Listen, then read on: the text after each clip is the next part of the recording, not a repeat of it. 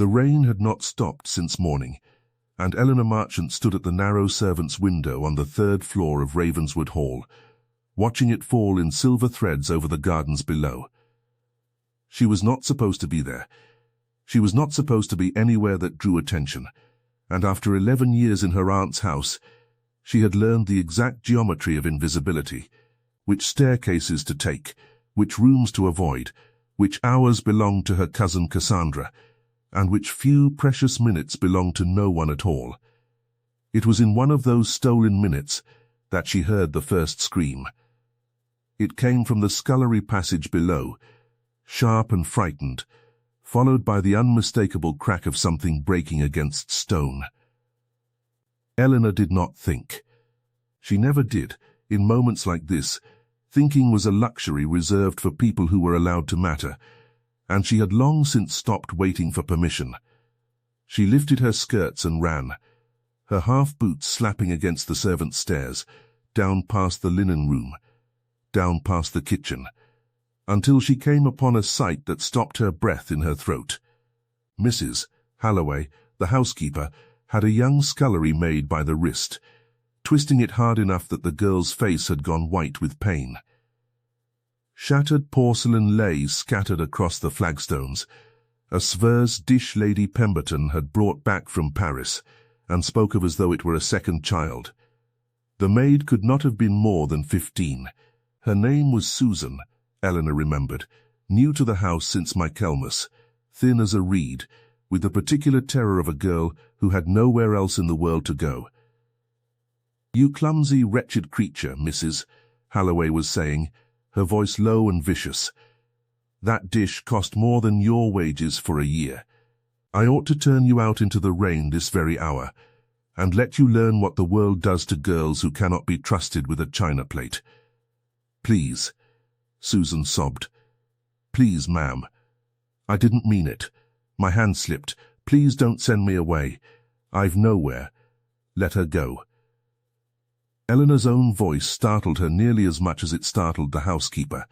It came out steadier than she felt, cutting through the scullery like a blade through silk, and for one suspended moment neither woman moved at all. Mrs. Holloway turned, and her expression, which had been fury a moment before, rearranged itself into something colder and more dangerous. Contempt. "Miss Marchant, this is not your concern. You are hurting her." Eleanor stepped forward, deliberately placing herself between the housekeeper and the girl. Though her heart was hammering so violently, she thought it must be visible through her plain grey bodice. A broken dish is a misfortune. It is not a crime, and it does not give you leave to bruise a child's wrist half off her arm. A child who costs this household money with her carelessness. Then dock her wages if you must, though God knows they are little enough already. But you will not put your hands on her again while I am standing here. The words hung in the damp scullery air, and Eleanor felt, with the peculiar clarity of the truly frightened, every possible consequence unspooling before her at once. She was nothing in this house, a poor relation, tolerated on the charity of an aunt who reminded her of the fact at every opportunity, given a home only because her mother had once been Lady Pemberton's favourite sister, and dying young enough to make refusal look monstrous. She had no standing to give orders to the housekeeper. She had, in the strictest accounting of the household's affections, less standing than the housekeeper herself. Mrs. Holloway seemed to arrive at the same calculation, and her mouth curved into something that was not quite a smile. "I shall remember this, Miss Marchant, and I dare say her ladyship will hear of it before supper. Tell her whatever you like." Eleanor's chin lifted, though her hands, hidden in the folds of her skirt, were trembling. "Tell her I would rather be turned out myself than stand by and watch a child abused for an accident." For a long moment the housekeeper only looked at her, weighing something, perhaps whether the threat was worth the trouble, perhaps simply cataloguing a grievance to be spent later, at greater profit. Then she released Susan's wrist with a small, disgusted shove and swept from the scullery without another word, her skirts hissing against the stone like a warning. Susan collapsed against the wall, cradling her arm, tears streaking through the dust on her face. "Miss Marchant, you shouldn't have. She'll make trouble for you now. I know she will. And it's my fault. It's all my fault. It is not your fault that porcelain breaks when it is struck against something harder than itself." Eleanor knelt beside her, ignoring the cold damp seeping through her skirts, and gently examined the reddened wrist. Not broken, she thought, though it would bruise badly. "You did nothing wrong, Susan. Do you hear me? Nothing at all. But you, miss, you can't afford trouble. Everyone knows your aunt only keeps you because. I know precisely why my aunt keeps me." There was no self-pity in the words, only a flat, tired honesty that had been worn smooth over years of repetition. "It changes nothing about what is right. Now, can you stand?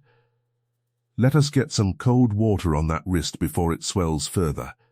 What neither woman knew, in that dim and rain-streaked scullery, was that they were not alone. Above them, in the gallery that overlooked the service stair through an old iron grate, a relic of some earlier century when masters had wished to observe their households unseen, a man stood utterly still, one gloved hand resting against the cold stone, watching everything. He had come to Ravenswood Hall only that morning, arriving a full day before he was expected, for reasons that were entirely his own and that he had shared with no one, not even his own steward. He had meant to find a quiet corridor in which to collect his thoughts before he was obliged to present himself to his hosts, with the correct degree of civility and boredom that such visits required. He had not meant to witness anything at all. And yet here he was, and here she was, a slight young woman in an unfashionable grey gown, her dark hair coming loose from its pins, standing between a servant and a housekeeper's cruelty, with no apparent thought for what it might cost her. Julian Ashworth, 7th Earl of Ravensmoor, had spent a great many years learning to read people the way other men read ledgers, for profit, for danger, for the small tells that revealed what lay beneath a smiling face. He had grown expert at it out of necessity, ever since his father's death had taught him, at 19, precisely how many people wished to be near an earl's fortune, and how few wished to be near the man himself. He had learned to expect performance. He had learned, above all, to distrust kindness that had an audience. But this young woman had not known she had one. That, more than anything else, was what held him at the grate long after the scullery had emptied, long after the sound of the girls' crying had faded into the ordinary hum of the house. She had not performed her courage for him, or for anyone. She had simply done, without hesitation, the thing that seemed right to her, at a cost she had calculated instantly, and accepted without flinching. He found that he wanted, very much, to know her name. He would learn it soon enough, and sooner than either of them expected, though the Earl was careful, as he was careful about most things that mattered to him, not to let his interest show in the hours that followed. By the time he descended to the drawing-room that evening, properly announced and properly dressed, he had already resolved to say nothing of what he had seen. There was, after all, a considerable difference between a man's private observations and a household's public expectations, and he understood well enough what those expectations were the moment Lady Pemberton rose to greet him with the particular radiance of a woman presenting her finest possession. "Lord Ravensmoor, what an honour, and a full day early. You find us quite unprepared, though I confess I am delighted. May I present my daughter, Miss Cassandra Pemberton." Cassandra was, by any objective measure, a beautiful young woman, golden-haired, blue-eyed, with the kind of easy, practiced grace that came from a lifetime of being told she was the loveliest creature in any room she entered. She curtsied with precision, her smile calibrated to exactly the right degree of warmth, without eagerness. and Julian bowed over her hand with the automatic civility of a man who had performed this exact exchange in 100 drawing rooms with 100 interchangeable young women. "Miss Pemberton." "A pleasure." "My lord, we are so pleased you could join us for the house party. My mother has spoken of little else for a fortnight." Cassandra's laugh was light and musical, entirely correct. "You must forgive the household in some disorder. We did not expect you until tomorrow. The fault is entirely mine. I found myself restless, and thought the country air might do me good a day sooner than planned." It was, of course, not the truth. He had come early precisely because he wished to observe Ravenswood Hall without the elaborate stage management a properly announced arrival would invite. He had heard things, in London, about the Pembertons, about a poor niece kept in the household more as an ornament of charity than a beloved relation. He had not known, until that afternoon, that he would find her defending a servant girl from a housekeeper's cruelty, and the discovery had rearranged something in him he was not yet prepared to examine closely. "You must meet the rest of our little party," Lady Pemberton was saying, gesturing him toward the assembled guests, with the pride of a woman conducting an orchestra. "My cousin, Sir Reginald Fife, Mrs. Ashby and her husband of Thornley, and of course," here her voice dipped, ever so slightly, into a register that managed to convey both duty and reluctance in the same breath, "my niece, Miss Eleanor Marchant." Eleanor had entered the room quietly, so quietly that Julian suspected most of the assembled company had not noticed her arrival at all, and it was only because he had been watching for her, without entirely admitting to himself that he was watching for her, that he saw her come in and take up a position near the pianoforte, half in shadow, as though she had spent years perfecting the art of occupying space without claiming it. She wore a different gown now, a pale blue muslin that was neither new nor fashionable, but pressed with evident care, and her dark hair had been repinned into something neater than the dishevelled state he had glimpsed in the scullery. But it was unmistakably her, the same steady dark eyes, the same set of the jaw that he had watched face down a housekeeper twice her size in authority. He bowed to her exactly as he had bowed to Cassandra, with precisely the same civility, though something in him noted, with an interest he did not entirely trust, that she seemed almost startled by the courtesy, as though she had expected to be overlooked, and had not prepared a response for being seen. "Miss Marchant." "My lord." Her curtsy was correct but brief, and she did not meet his eyes for longer than propriety required before retreating half a step, as though retreat were as natural to her as breathing. He wanted, absurdly, to tell her he had seen what she had done that afternoon, that he had rarely in his adult life witnessed such unguarded courage, performed by someone who believed entirely that no one of consequence was watching. But a drawing-room full of guests was not the place for such a confession, and he was not yet certain what he intended to do with what he had seen. So instead, he said nothing, and turned his attention to Sir Reginald's opinions on the state of the roads, while some quieter part of his mind kept returning to a young woman in a grey dress, placing herself between cruelty and its victim, without a single moment's hesitation. Dinner that evening was, in every outward particular, a triumph for Lady Pemberton. The Earl was seated beside Cassandra, arranged with considerable strategic care, and Cassandra performed her role with the polish of long practice. Eleanor was seated near the foot of the table beside Mrs. Ashby, who spent most of the meal discussing her sister's ailments, and Eleanor listened with the patient half-attention of someone long accustomed to being placed where her presence would cause the least inconvenience. She did not expect the Earl to look at her even once during the meal.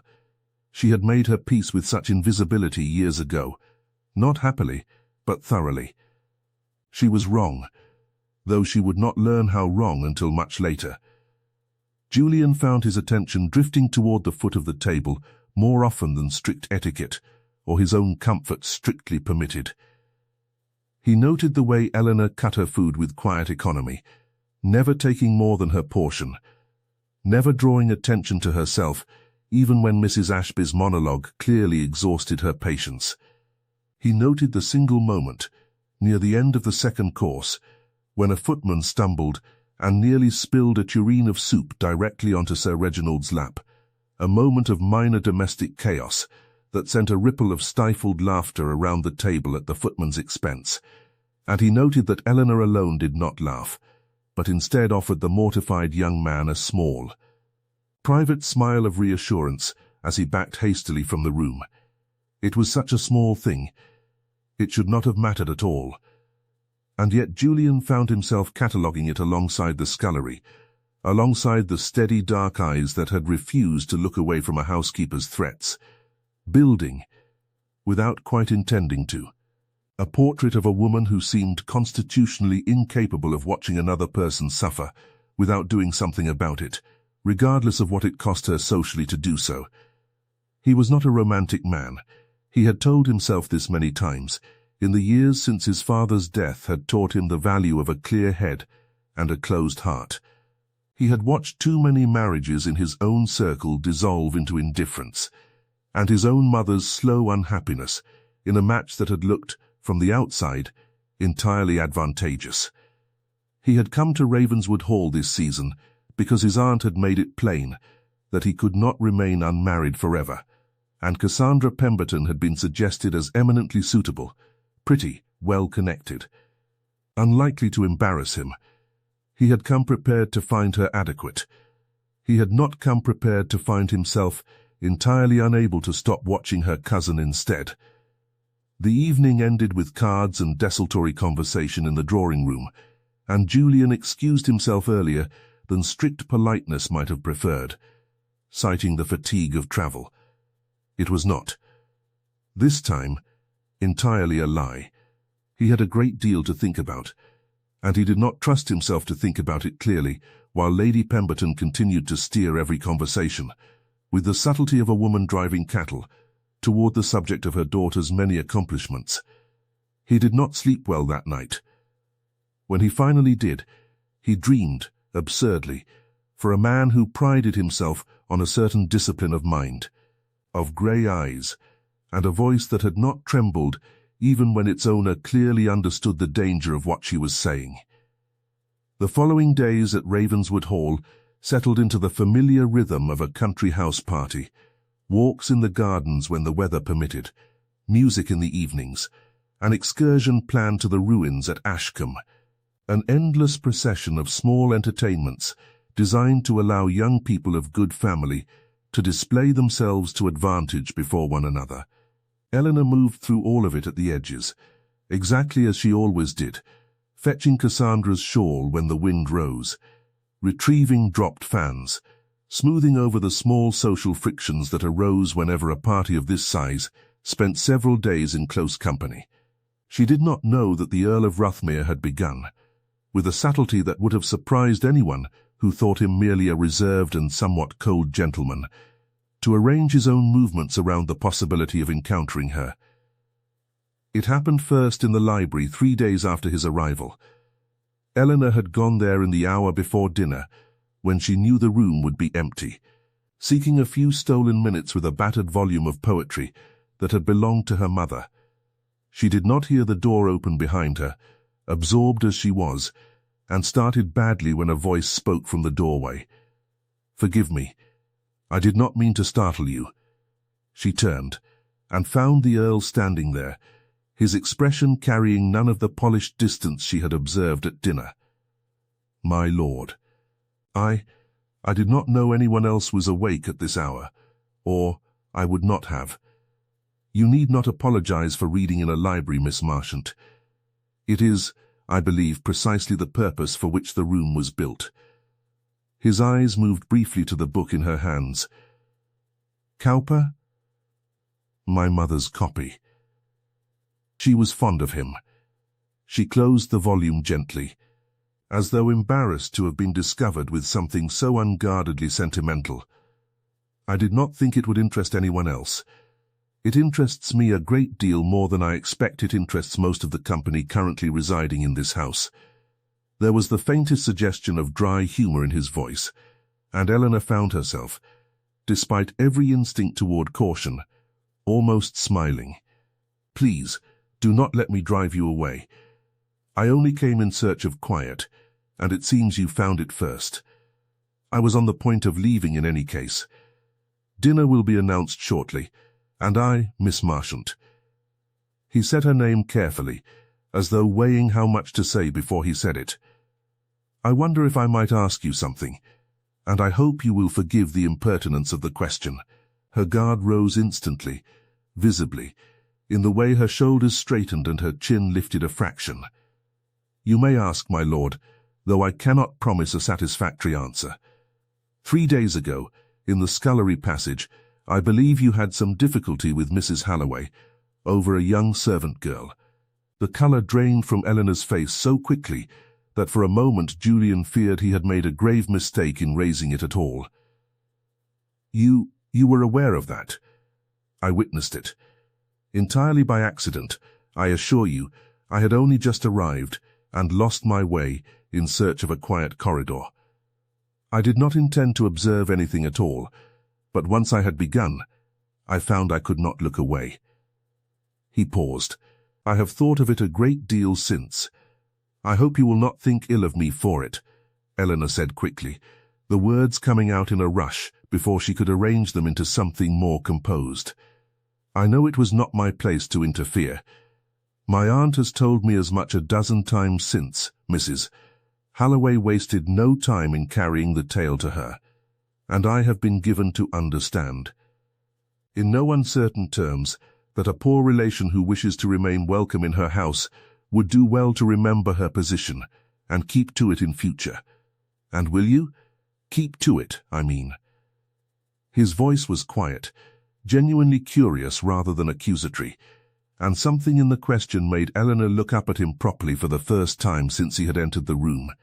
"No," she said, simply, as though the answer required no consideration at all. "I do not think I can promise that, my lord, however much good sense would counsel it. If I see a child mistreated again, I expect I shall do exactly the same thing, and take whatever consequence follows." For a long moment neither of them spoke, and the library seemed to hold its breath around them. The fading light through the tall windows, the smell of old leather and beeswax, the distant sound of someone practicing scales on the pianoforte 2 floors below. "I think," Julian said at last, "that it is the most honest answer I have received from anyone in this house since my arrival." Eleanor did not know how to respond to that, and so she did not try. She only gathered her mother's book more firmly against her chest and dropped a small, correct curtsy, and left the library before the colour rising in her cheeks could betray anything further than it already had. Julian remained standing where she had left him for a long while, staring at the empty doorway, and understood that he was in a considerable amount of trouble. He did not seek her out again immediately, wary of frightening away the very honesty that had drawn him to her. Instead, he observed, over the following week, the countless small ways this household treated its poor relation, and the observations accumulated into something that sat increasingly ill with him. He saw Lady Pemberton correct Eleanor's posture in front of guests with the brisk unkindness of a woman training a servant rather than addressing a niece, and Cassandra sent her cousin on errands with a casualness that assumed compliance as a matter of course. He saw, too, Sir Reginald Fife make a private sport of barbed little comments about Eleanor's unfashionable gowns and unmarried state. Eleanor endured all of it with the same flat composure she had shown in the scullery, though Julian, who had by now made something of a study of her face, could see precisely what it cost her. It was on the 7th day of his visit, during the planned excursion to the ruins at Ashcombe, that matters came to a point neither Eleanor nor Julian had anticipated. The party had travelled the 3 miles to the ruins in a procession of carriages, and the afternoon had been given over to walking among the old stones, admiring the view and the sort of idle conversation that such excursions were designed to produce. Eleanor had fallen slightly behind the main group, as she generally did, when she heard raised voices near the old chapel wall and, following the sound with the same instinct that had sent her running toward the scullery a week before, discovered Susan, the same scullery maid, weeping bitterly, while two of the visiting footmen looked on with evident discomfort, and Sir Reginald stood over her, red-faced with anger. "Entrusted you with the hamper, and now half the good china is broken, because you cannot manage a simple task without dropping it into a ditch. I have half a mind to see you dismissed without a character, girl, and then we shall see how you manage." "Please, sir. The road was uneven. I only stumbled. I didn't mean, Sir Reginald." Eleanor's voice cut through the scene with the same steadiness it had carried in the scullery, though this time half the assembled party had turned to watch. "I believe the fault, if there is fault at all, lies with whoever sent a heavy hamper down that particular slope, rather than with the girl obliged to carry it." Sir Reginald turned on her with something close to delight, as though she had handed him precisely the opening he wanted. "Ah, Miss Marchant, come to defend the servants again. Were you not raised to understand your place in a household such as this? A woman kept on charity, lecturing her betters, as though she herself occupied any position of authority to speak of." The words landed exactly where they were intended, and Eleanor felt them strike home with a force that made her breath catch, not because they were unfair, but because they were, in the strictest sense, entirely true. She was aware of Cassandra's small, satisfied smile, of Lady Pemberton's rigid silence, of a dozen pairs of eyes fixed upon her, with the eager interest of an audience anticipating a scene. And, though she did not dare look directly at him, of the Earl of Ravensmoor gone very still. "I occupy no position of authority, sir. You are quite right," Eleanor said, her voice trembling only very slightly. "I have no fortune, no title, and no claim upon this company's respect beyond what my own conduct earns me. But I have eyes, and I have seen a frightened girl weeping over a broken plate while a grown man threatens to ruin her prospects for an accident of the road. I would rather be a woman without position who speaks the truth than a gentleman with every advantage who cannot bring himself to show mercy to someone with none." The silence that followed was absolute. Even the wind seemed to have paused among the old stones. It was Julian who broke it, and when he spoke, his voice carried the particular quiet authority of a man who very rarely needed to raise it to be obeyed. "I find myself in complete agreement with Miss Marchant." Every head turned toward him. Lady Pemberton's face went through several rapid transformations: alarm, calculation, and finally a brittle attempt at composure, while Cassandra's smile faltered for the first time since the confrontation had begun. "My lord," Sir Reginald began, "I hardly think this concerns. It concerns me a great deal, sir, when I witness a man threaten a child's livelihood over a broken teacup." Julian's tone remained perfectly civil, which somehow made the rebuke land with greater force than any raised voice could have managed. "The girl is plainly frightened enough already. I think we may all agree that the matter of the hamper is settled, and that no further mention of it, to her or to anyone in her situation, need be made." He turned, deliberately, to Susan, who stood frozen with terror between the two men who had just contested her fate over her head. "You may return to the carriages and see to yourself. No one here intends you any further trouble."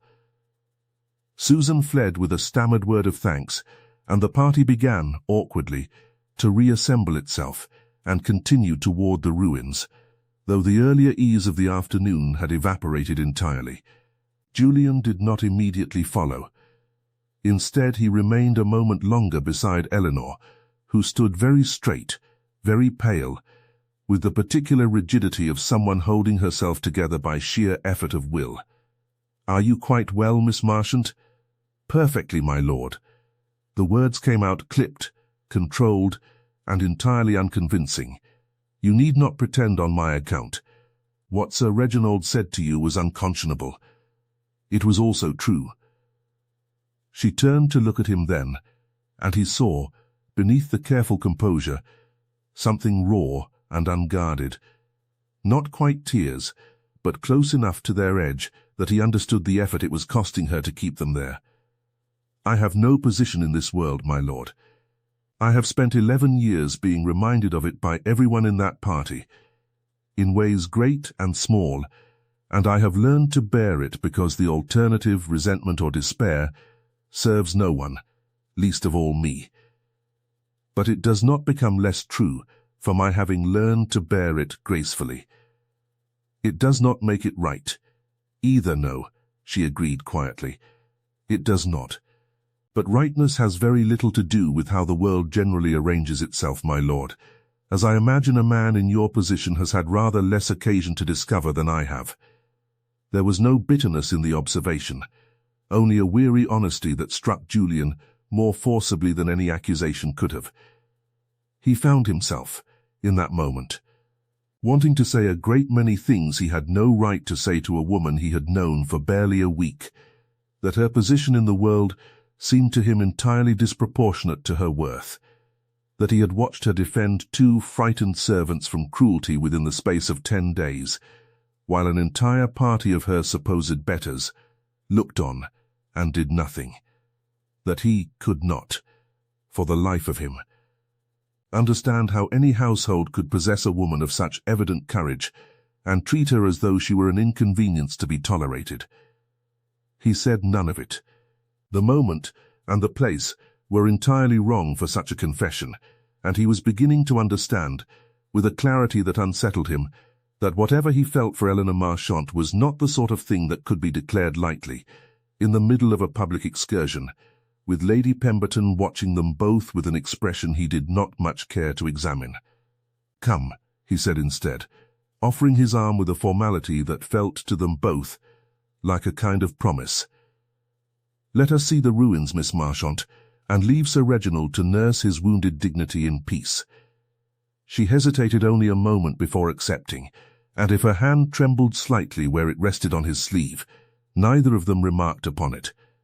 That evening, Lady Pemberton summoned Eleanor to her private sitting-room, and the interview that followed was, in its way, more painful than anything Sir Reginald had said among the ruins.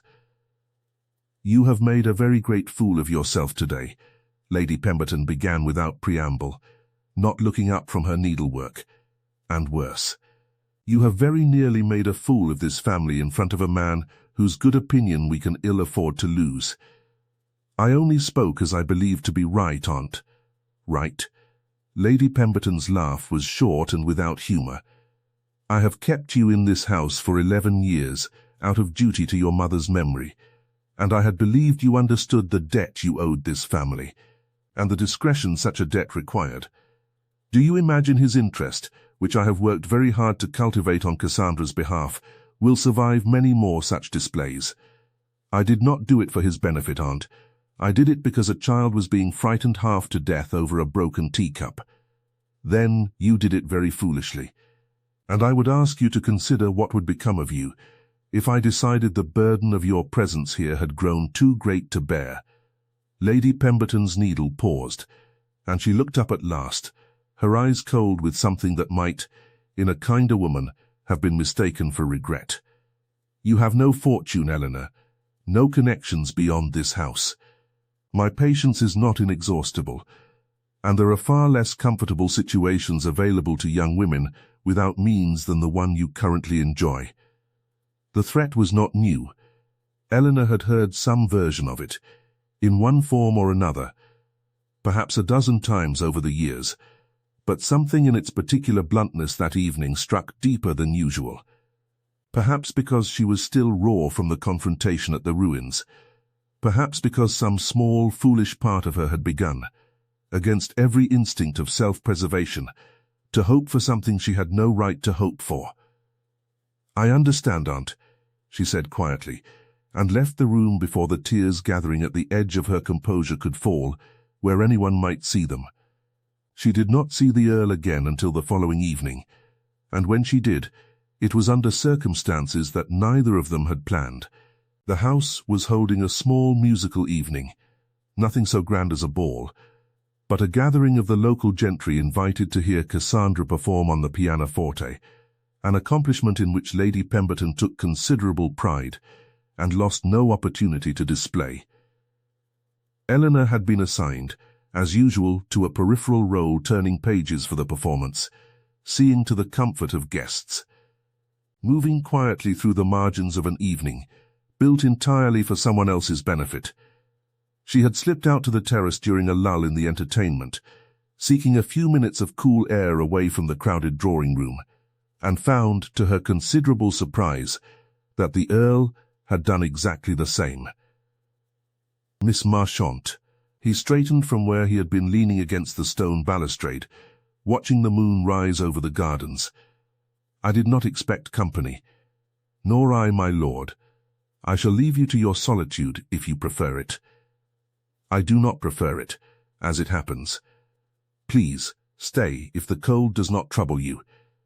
She hesitated, aware of how it might look should anyone come upon them, and aware, too, of how little that consideration seemed to weigh against her own reluctance to leave. She stayed. They stood in silence for a time, looking out over the gardens, the faint strains of Cassandra's performance drifting through the open doors behind them. It was Julian who spoke first. I have thought a great deal about what you said yesterday. At the ruins, I said a great many things I ought not to have said, my lord. On the contrary, I have rarely admired anything so much as I admired your willingness to say them, knowing precisely what they might cost you. He turned to look at her directly. I came to this house expecting very little, beyond the ordinary business of assessing a suitable match, as families such as mine are obliged to do. I did not expect to find myself thinking, at every hour of the day, of a woman who defends servants from cruelty at the risk of her own security, and who bears the unkindness of her own family with a dignity I have rarely witnessed in anyone of far higher rank. My lord, please. Her voice was barely above a whisper now. You must not say such things to me. My aunt intends you for Cassandra. The entire purpose of this visit was decided by your aunt, and by mine, neither of whom consulted me on the particulars of my own heart. There was a dry edge to the words, though beneath it Eleanor could hear something far more vulnerable. I have not yet made Miss Pemberton any offer, nor do I intend to. I would not have you believe otherwise for even a moment. Eleanor stood very still, torn between the wild, unfamiliar hope rising in her chest and the cold caution that 11 years of disappointment had taught her to trust far more readily. You do not know me well enough, my lord, to speak of such things. Not perhaps well enough for a proposal, and I do not offer one tonight. He said it gently, though there was no mistaking the seriousness beneath it, but well enough to tell you plainly that my interest is not the passing fancy of a bored guest, and that I intend, if you will permit it, to know you better, properly, honestly, without the constraints this house has placed upon us both. Before Eleanor could summon any reply, the terrace doors opened behind them, and Cassandra's voice, bright and slightly too loud, cut through the quiet. Lord Ruthmere, there you are. Mamma has been asking for you. I do hope Eleanor has not been boring you with her opinions on the servants again. Her laugh was light, practiced, and entirely without warmth, and her eyes, when they moved to Eleanor, carried a coldness that had nothing to do with the evening air. Miss Pemberton.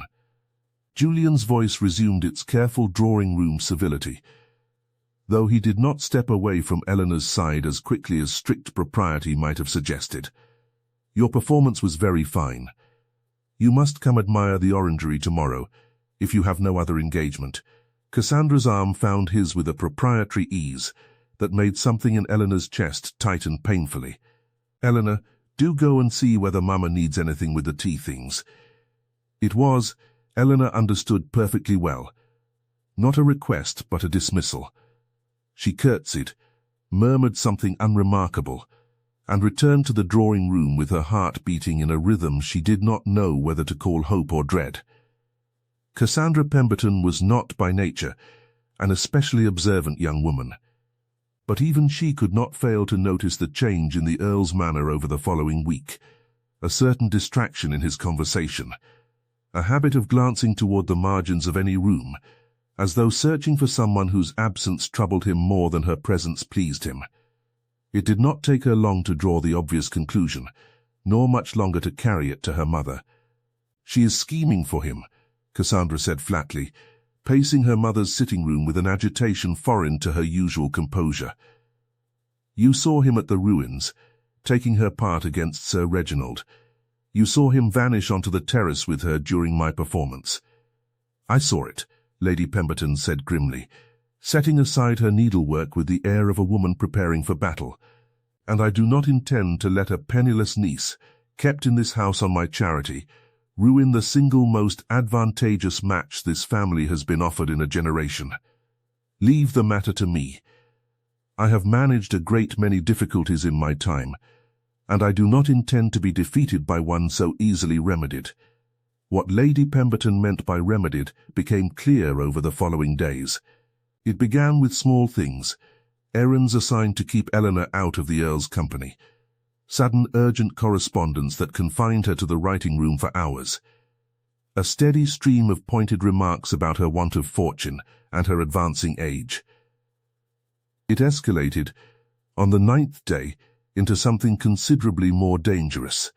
Eleanor was summoned to her aunt's sitting room once more, and found, to her considerable surprise, that Lady Pemberton was not alone. A gentleman she did not recognize sat opposite her aunt, an older man, perhaps 45, with a heavy florid face and small, assessing eyes that travelled over Eleanor with an interest she found instinctively repellent. "Eleanor, you will remember Mr. Josiah Crane, of Fernbrook, your late father's connection." Lady Pemberton's voice carried a bright, brittle satisfaction. "He has done us the very great honour of calling to discuss a matter of considerable importance. He has recently lost his wife, and finds himself in want of a companion to manage his household and raise his 3 children. He has expressed a very particular interest in you, and I think you will agree it is a match considerably beyond what a young woman in your circumstances has any right to expect." The room seemed to tilt slightly around Eleanor as the weight of what was being proposed settled over her. A man old enough to be her father, seeking with unseemly haste to replace a buried wife, with the nearest convenient candidate his family connections could produce. "Aren't I? You will thank Mr. Crane for the very great honour he does you, and you will do so with proper gratitude." Lady Pemberton's voice brooked no argument, though her smile remained fixed for their guest's benefit. "We shall discuss the particulars this evening, once Mr. Crane has taken his leave." Eleanor said very little for the remainder of the visit, and it was not until the sitting-room door had closed behind their guest that she finally found her voice. "Aunt, I cannot marry Mr. Crane. I do not know him. I have never so much as exchanged 10 words with him before today. You will come to know him well enough after the wedding, as women have done since the beginning of the world." Lady Pemberton's composure had hardened into something flinty and immovable. "Do not mistake me, Eleanor. This is not a request. You will accept Mr.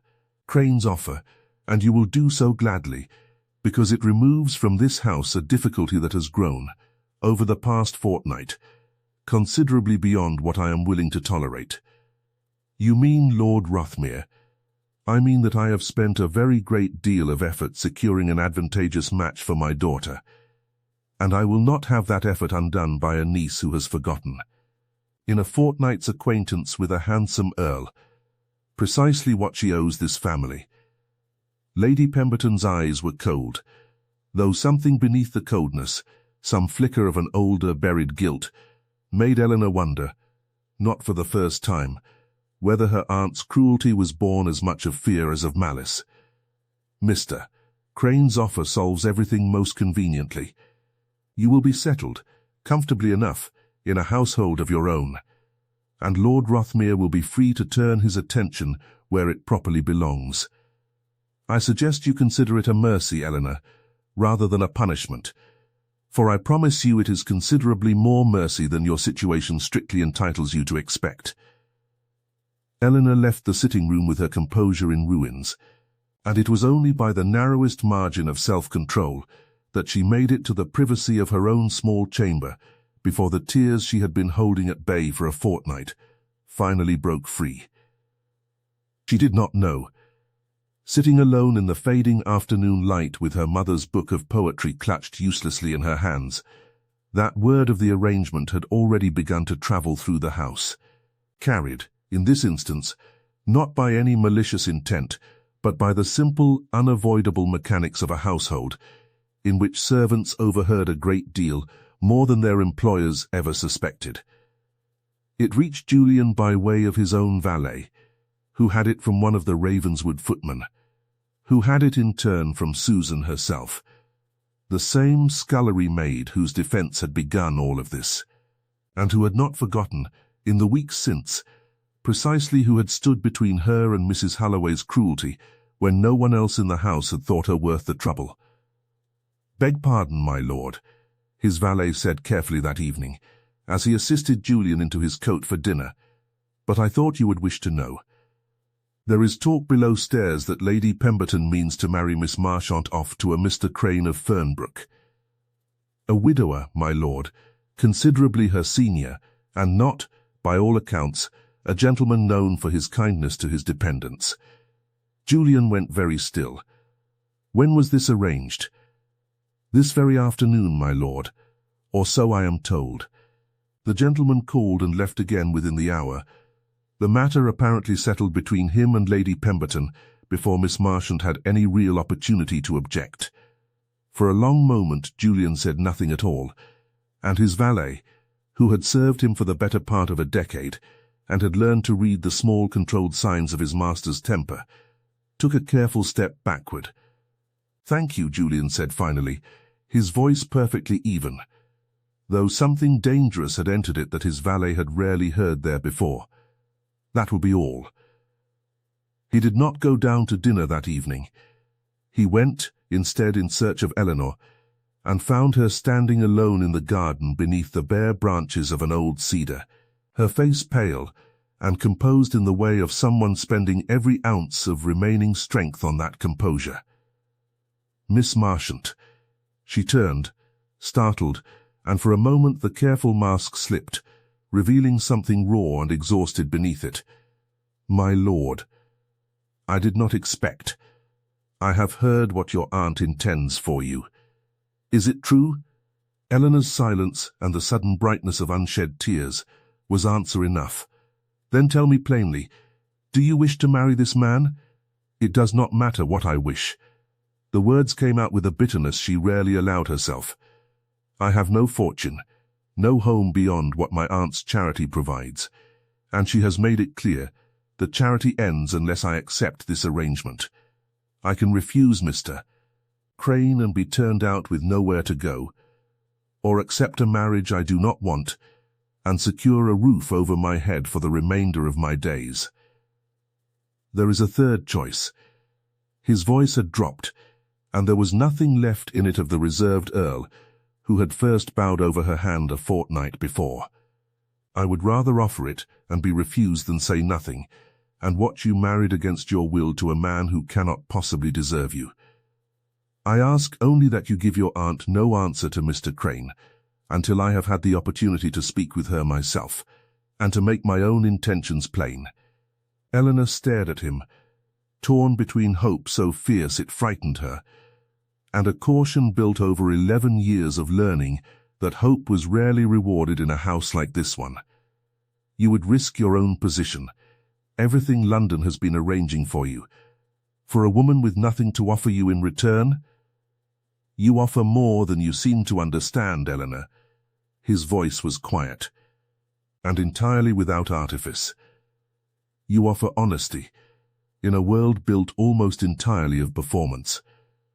You offer courage, in a house that has spent a decade trying to teach you there was no room for it. I have watched you, these past 2 weeks, choose what is right at every turn it was offered to you, at a cost I do not think anyone else in this house has troubled to notice or to value. I do not know what that is worth in the accounting your aunt has taught you to make of yourself. I know precisely what it is worth in mine. It was, Eleanor thought later, the moment she stopped trying to protect herself from hoping, however dangerous that hope might prove to be. "I will give you no answer to Mr. Crane," she said quietly, "until you have said whatever it is you mean to say to my aunt. But I beg you, my lord, do not make promises tonight that the morning cannot keep. I have had enough disappointment in this house to last a lifetime. I do not think I could bear one more, from you above anyone else." "Then I shall make you no promises tonight," Julian said, "beyond the one I can keep entirely on my own authority, that I will not stand by and watch you sold into a marriage that serves everyone's convenience but your own. Whatever else follows, Eleanor, I promise you that much." He did not touch her, though every instinct urged him to, and the careful distance he maintained between them felt, to them both, like its own particular kind of promise, a respect neither had been offered, by anyone, in a very long time. The confrontation between Julian and Lady Pemberton took place the following morning, in the same sitting room where Mr. Crane's offer had been arranged, conducted with an icy civility on both sides that concealed, beneath its surface, a battle of considerable ferocity. "My lord, I confess myself entirely at a loss," Lady Pemberton said, her composure fraying at the edges. "You cannot mean to suggest that my niece's domestic arrangements are any concern of yours." "I mean to suggest precisely that, and I do not intend to disguise my meaning for either of our comfort." Julian's voice carried the calm, immovable certainty of a man who had already decided his course. "Mr. Crane's offer was arranged with considerable haste, occasioned, I believe, by a wish to remove Miss Marchant from this house before my own interest in her became impossible to ignore." Lady Pemberton's face betrayed something close to alarm. "My lord, I hardly think. I do not intend to make Miss Pemberton an offer. I believe you have suspected as much for some days. I would ask that you release your niece from any obligation to Mr. Crane, and permit her the freedom to choose her own future, a freedom I understand she has been afforded very little of, in the 11 years she has lived beneath your roof. You understand nothing of the burden this family has carried on her behalf." Lady Pemberton's voice rose, her composure cracking entirely now. 11 years I have clothed and sheltered a niece with no fortune and no prospects, and received precious little gratitude for the sacrifice. Mr. Crane's offer is a considerable kindness, whatever its imperfections, and I will not have you undo it for some passing infatuation. Then permit me to make my intentions considerably harder to dismiss." Julian's gaze did not waver. "I intend to court your niece, Lady Pemberton, with your permission, if I may have it. And without it if I must go without, and I would ask that you extend her, in the meantime, the ordinary courtesies due to any young woman receiving a gentleman's attentions. Courtesies I have observed she has been offered very little of in this house." The silence stretched long. When Lady Pemberton finally spoke, her voice had lost its earlier fire, replaced by something wearier and, beneath the wound to her pride, almost relieved. "You will forgive me if I confess to some astonishment. We had all thought your interest lay elsewhere in this house. I am aware of what this house thought, Lady Pemberton. I did not think it myself, from the first evening, though it took me somewhat longer than it ought to understand precisely why." Whatever remained of Lady Pemberton's resistance collapsed under the practical weight of the situation. An earl's interest, openly declared, was not a thing to be lightly discarded for a widower's convenience, and she was, above all else, a woman who understood the arithmetic of advantage, even when it worked against her. "I will write to Mr. Crane," she said at last, stiffly, "and inform him that circumstances have altered. I am sorry for whatever disappointment this causes Miss Pemberton. I hope in time she finds a match considerably better suited to her than I could ever have been." It was not, in the end, a complete victory. Lady Pemberton's capitulation was born of calculation rather than any genuine change of heart. And Cassandra's fury, when she learned of the conversation, was neither brief nor quiet. But Mr. Crane's offer was withdrawn within the week, delivered with a coldness on Lady Pemberton's part that spared no one's feelings, least of all Eleanor's, and for the first time in longer than she could properly remember, Eleanor found herself facing a future that was, however, uncertain, at least entirely her own to choose. The remaining weeks of Julian's visit unfolded with a slowness that felt, to them both, almost unbearable. Every stolen conversation in the library, every walk in the gardens, conducted under the watchful and increasingly resentful eye of a household forced to accommodate an arrangement it had never wanted. Every small kindness Julian extended toward her, in full view of guests who had spent a decade learning to overlook her entirely. Eleanor found herself, for the first time in her adult life, the subject of a curiosity she did not know how to bear gracefully. The poor relation suddenly elevated, in the space of a fortnight, from invisible ornament to the unlikely object of an earl's open regard. It was not without its difficulties. Cassandra's coldness hardened, over those weeks, into something considerably sharper. A campaign of small cruelties conducted just below the threshold of anything Eleanor could openly protest, from deliberately misplaced belongings to whispered remarks calculated to reach Eleanor's ears at exactly the moment they would wound most. Mrs. Holloway, emboldened by Lady Pemberton's continued displeasure, found new and inventive ways to make Eleanor's daily existence in the house more difficult, confident that no one of consequence would trouble themselves to intervene. And Lady Pemberton herself maintained a chilly, correct civility that made plain, at every turn, precisely how little she had forgiven.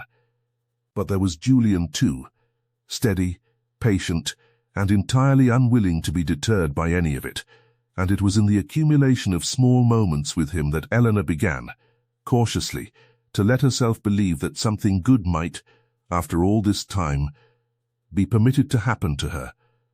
The final test came, as such tests so often do, at the very moment it seemed least likely to arrive.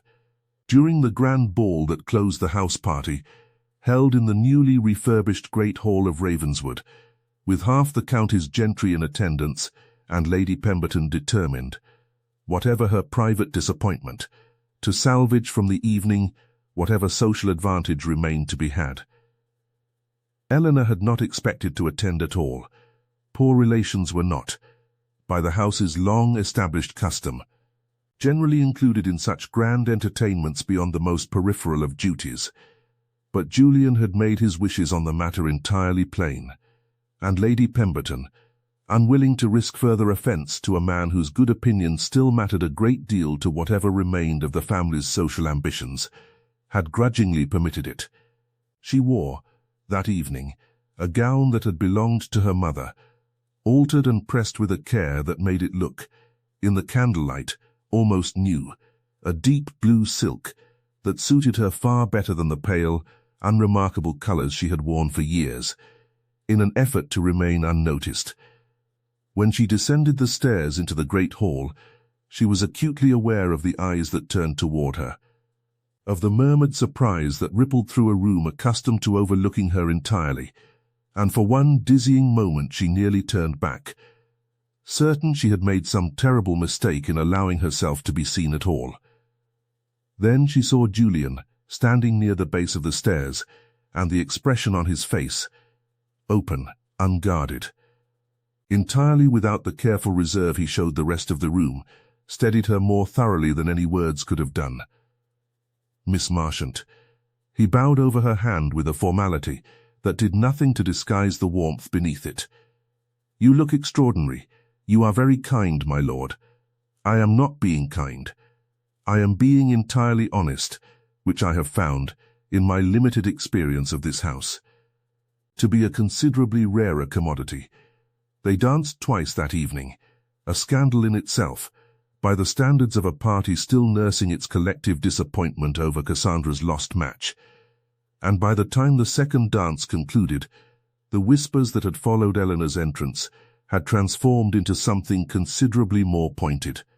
A current of gossip that ran through the great hall with the particular speed such things always seem to travel in company of this kind.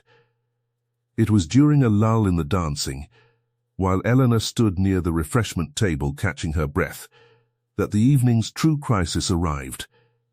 Mrs. Halloway, emboldened perhaps by wine, perhaps simply by the accumulated resentment of weeks, had chosen this most public of moments to corner Susan near the servants' entrance to the hall over some minor infraction, a dropped tray, a missed instruction, some small failure entirely disproportionate to the fury with which the housekeeper now addressed it, her voice rising loud enough to carry over the music and draw the attention of the nearest guests. "Useless, ungrateful girl, I have half a mind to see you turned out this very night, and no one in this house to stop me this time." Whatever airs certain persons have given themselves of late, the last words were aimed unmistakably at Eleanor, and delivered with just enough volume to ensure they were heard by everyone within 20 feet, including Lady Pemberton, including Cassandra, including a considerable portion of the assembled county gentry who had come expecting an evening of dancing and found themselves, instead, audience to something considerably more dramatic. Eleanor did not hesitate. She crossed the hall with the same swift, unthinking certainty that had carried her down the servants' stairs a month before, and placed herself, once again, between Susan and the housekeeper's fury, though this time the entire room was watching. "Mrs. Halloway, I believe you forget yourself." "I forget nothing, Miss Marchant, save perhaps my proper place in speaking to my betters, a lesson you might do well to relearn yourself, given the airs you have taken on of late." The housekeeper's voice carried a vicious satisfaction, delighted, evidently, at the prospect of a public reckoning after weeks of private grievance, a charity case, dancing with an earl, defending servants as though she had any standing to do so. "I wonder what his lordship would think, if he understood precisely what manner of woman he has been courting." The hall had gone entirely silent now, every eye fixed on the unfolding scene, and Eleanor felt the old, familiar terror rising in her chest, the certainty that this, finally, was the moment her fragile new happiness would collapse entirely, exposed as the impossible fantasy it had perhaps always been. "I think," said Julian's voice, cutting through the silence with the calm authority she had come to know so well, "that his lordship understands a great deal more than you credit him with, Mrs. Halloway." He crossed the hall to stand beside Eleanor, and the gesture, deliberate, unmistakable, performed before the entire company, settled something in the room that no words could have accomplished so completely. "I have watched Miss Marchant defend this same young woman from cruelty on 2 separate occasions now," he said, his voice carrying to every corner of the silent hall. "The first in a scullery passage, entirely unwitnessed as she believed. She did not perform an act of courage for an audience. She simply did what was right, because it did not occur to her to do otherwise. I have thought of little else since but the rarity of such a character in a world that so often rewards precisely the opposite." He turned to address Lady Pemberton directly. "I would ask that Mrs. Halloway's position in this household be reconsidered, given what I have witnessed tonight and before, and that this young woman," he gestured toward Susan, "frozen amid the wreckage of the evening scandal, be assured that no further harm will come to her for the crime of dropping a tray in a crowded hall." Lady Pemberton, faced with the very public choice between defending her housekeeper and offending an earl whose favour still represented the family's best remaining hope of social advantage, did not hesitate long. "Of course, my lord. Mrs. Halloway's conduct has been unacceptable. I shall see the matter addressed immediately." The housekeeper's face, as the full weight of her miscalculation settled over her, drained of its earlier triumph entirely, and she was led from the hall a few moments later, her position in the household effectively ended by her own hand, in front of precisely the audience she had hoped to use against Eleanor. But it was what happened next that the county would speak of for months afterward, in drawing-rooms and over dinner tables from one end of the shire to the other. Julian turned to Eleanor and in front of the entire assembled company he took her hand.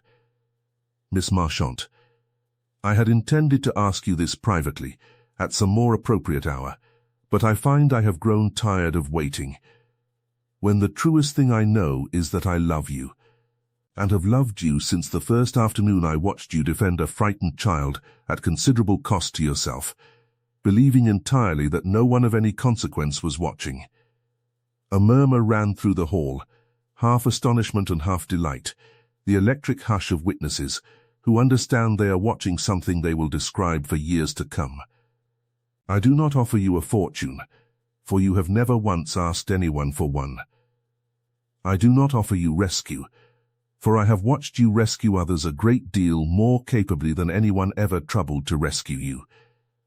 I offer you only my whole and honest regard, for exactly the woman you are, not the woman this house has spent 11 years attempting to make you believe you must be. Eleanor Marchant, will you do me the very great honor of becoming my wife?" Eleanor stood very still, the entire weight of 11 years of careful invisibility, of swallowed grief and quiet endurance, of a hope she had trained herself never to indulge, rising in her chest until she could hardly breathe past it. She was aware of Cassandra's stricken face, of Lady Pemberton's stunned silence, of 100 watching eyes she had spent a decade learning to avoid, and she found, for the first time in longer than she could remember, that she did not care in the slightest what any of them thought. "Yes," she said, and her voice, though quiet, carried clearly through the silent hall. "Yes, my lord, I will." The cheer that rose through the great hall a moment later was, by every account, entirely genuine,